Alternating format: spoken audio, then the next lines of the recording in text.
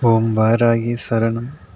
பித்ருதோஷம் நீங்க நான் சொல்வதை முழுமையாக கேளுங்கள் என் தங்கமே. பிரதோஷம் என்றாலே நம்முடைய பாவங்கள் தோஷங்கள் ஆகியவற்றை நீக்கக்கூடியது தான். ஆகையால் தான் இந்த பிரதோஷ வழிபாடானது சிவபெருமானுக்கு உகந்ததாக சொல்லப்படுகிறது. அனைவரின் பாவங்களையும் தோஷங்களையும் நீக்கி வளமான வாழ்வை அளிக்க கூடிய வரும் அவரே.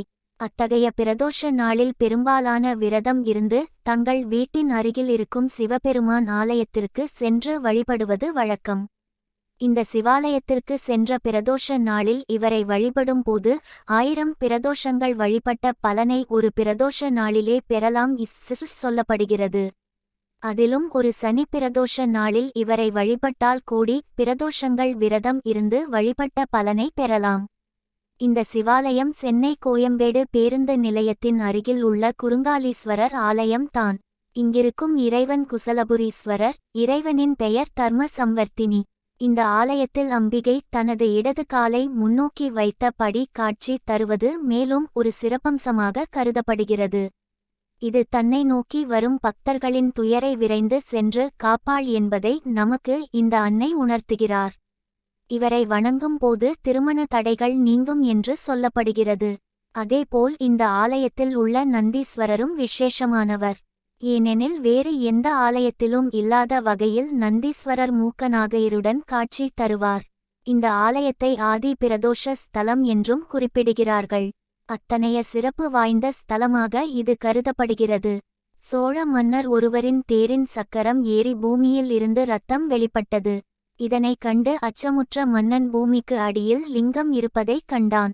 தன்னுடைய தேரின் சக்கரம் பட்டதால் ஏற்பட்ட விபரீதத்தை சரி செய்ய அந்த இடத்தில் கோவில் எழுப்பினார். தேரின் சக்கரம் பட்டதால் இந்த ஆலயத்தில் சிவபெருமான் குறுகியவராக கற்றுத் தருகிறார். அதனால் இவருக்கு குருங்காலீஸ்வரர் என்றும் குச்சேலம் என்றால் குள்ளம் என்ற ஒரு பொருளும் உண்டு. ஆகையால் இவரை குசலபுரீஸ்வரர் என்றும் அழைக்கப்படுவதாக புராண கதை உண்டு. மற்றொரு புறம் தந்தை ராமனை எதிர்த்து போரிட்டு லவகுசர்களை பித்ருதோஷம் தாக்கியதாகவும் அதிலிருந்து அவர்கள் வெளியிட இந்த சிவபெருமானை வணங்க முற்பட்டதாகவும் சொல்லப்படுகிறது.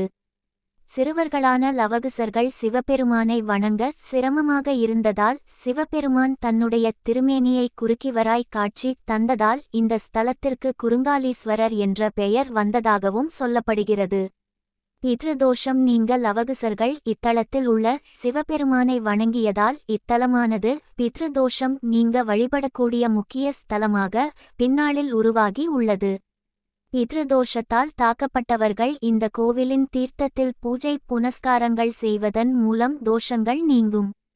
பெற்றோருக்கு நீண்ட நாட்களாக திதி கொடுக்காதவர்கள் இந்த ஆலயத்தில் வந்து கொடுக்கலாம் என்றும் இறந்தவர்களின் நாள் தேதி நட்சத்திரம் எதுவும் தெரியவில்லை என்றாலும் இங்கு வந்து தர்ப்பணம் கொடுக்கும் போது அவர்களுக்கு புண்ணிய பலத்தை சேர்க்கும் என்றும் சொல்லப்படுகிறது. அதுமட்டுமின்றி இத்தலத்தில் உள்ள சரபீஸ்வரருக்கு ஞாயிறு அன்று ராகு கால நேரத்தில் செய்யப்படும் பூஜை மிகவும் விசேஷமானதாக உள்ளது. கடன் தீர பெரும்பாலானோர் இந்த ஆலயத்தின் சரபீஸ்வரரை வணங்கி வருகிறார்கள் என்பது ஆலயத்தில் மற்றொரு சிறப்பு அம்சம். இத்தகைய சிறப்பு அம்சங்களையும் பலன்களையும் கொண்ட இந்த ஆலயத்தை நாமும் சேர்ந்து வழிபட்டு சிவபெருமானின் அருளை முழுமையாக பெறலாம்.